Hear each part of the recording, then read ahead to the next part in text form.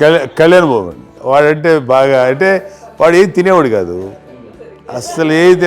ఆడికి ఏది తింటాడని ఇప్పుడు వాడికి నచ్చకపోతే, ఇప్పుడు నేనైతే నచ్చకపోతే చాలా గోల్ చేసేవాడిని. అన్నయ్యకేమో చాలా అన్నయ్య ఏదైనా ఏది పెట్టినా తినేవాడు, అసలు అడ్జస్ట్మెంట్ మెంటాలిటీ. నాకేమో నచ్చకపోతే చాలా గొడవ పెట్టేవాడిని. తిండి ఇది ఒక అన్నం ఇదొక కూరలు అని వెళ్ళిపోయేవాడిని. అమ్మకు అమ్మతో తిట్టి నాకు వెజిటేరియన్ ఎలర్జీ ఉండేది, అంటే చిరాకు అనమాట.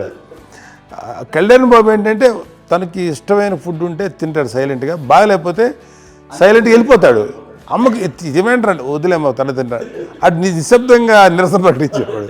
దాంతో వాడి గురించి చాలా ప్రొటెక్టివ్గా చూసుకునేది అమ్మ. పైగా చిన్నప్పటి నుంచి కొంచెం వాడు వీక్గా ఉండేవాడు, అంత బలమైన ఇది కాదు. దాని తర్వాత కొంచెం అందుకని అమ్మ వాడిని స్పెషల్గా చూసుకునేది. వాడు స్పెషల్ కిడ్ అయ్యాడు ఇంట్లో. మీ అమ్మగారు మీ అక్క చెల్లెళ్ళకి ఇచ్చిన సలహా ఏంటి? అంటే ఇండిపెండెంట్గా ఉన్నాం కదా అమ్మ, ఎవరిని డిపెండ్ అవ్వద్దు, మీ పిల్లలు నువ్వే జాగ్రత్తగా నేర్చుకో, ఎవరినైనా చేయకు, డిపెండెంట్గా పెట్టద్దు అని ఆవిడ మాకు బాగా ఎప్పుడు ఎక్కువ చెప్తుండేది.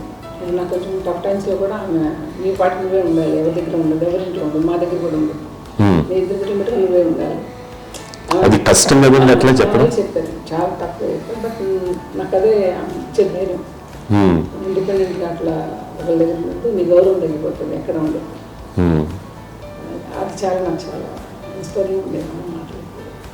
అది ఇప్పుడు కూడా అది చాలా హ్యాపీగా అనిపిస్తుంది అని చెప్పింది.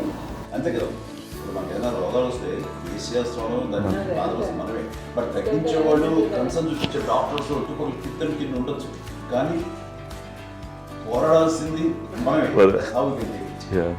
నాకు సరే కొంచెం ఏదో ఒక డిప్రెస్డ్ ఇదేదో వస్తాయి ఫేస్ ఒకటి, నేనేదో ఇంకా మా అందరి నుంచి నేను సపరేట్ అయిపోయినట్టు ఒక సిచ్యువేషన్ వచ్చినప్పుడు అమ్మ నన్ను పట్టుకుని I'm there for your yes, ఎవరు నువ్వు అన్నా ఎస్ అన్న ఫ్రెండ్స్ కానీ ఎవరైనా సరే ఎప్పుడు కూడా అలోన్గా మటుకు అనుకోకు, నేను నాన్న.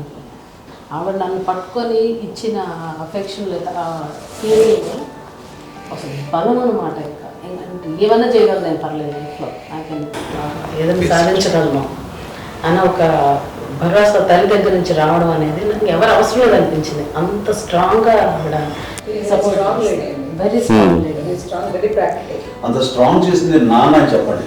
మా పిల్లల విషయంలో మేము కూడా మేబీ అంత స్ట్రాంగ్ కాదేమో, సెన్సిటివ్గా ఉంటాం, కానీ అమ్మ మాటలు చాలా స్ట్రాంగ్గా ఉండి మమ్మల్ని కఠినంగా ఇలాగే ఉండాల్సింది, ఇలా ఉండండి అప్పుడే మీరు నేర్చుకుంటారు.